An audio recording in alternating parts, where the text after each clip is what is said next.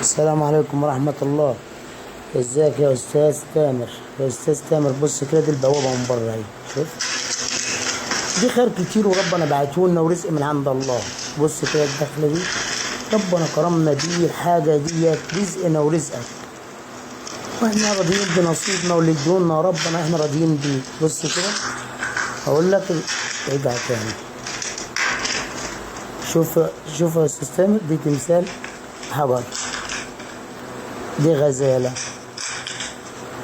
دي سفينة،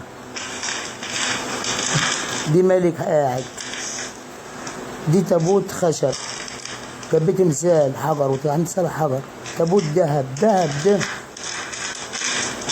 الراجل ده بقى عايز يتكلم، الراجل ده ابن كلب، وانا بحس انه بيحط عينيه فيك كده عاوز يقول لي حاجه، بس انا مش عارف ماله.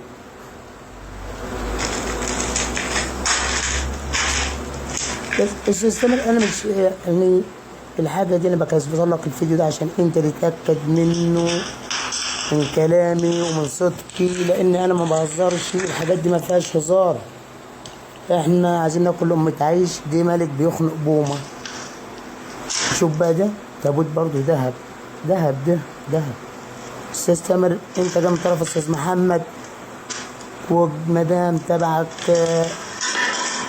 هو ابن خالتها، وانا بثبت لك بالفيديو ده ان انا اللي مصوره بايدي كل حاجه معايا، وانا ما هدخلش حد غيرك انت.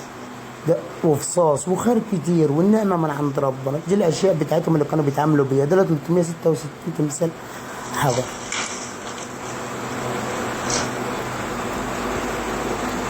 بص كده يا اخويا، انا كده بيني وبين ربنا بعته لنا، ولا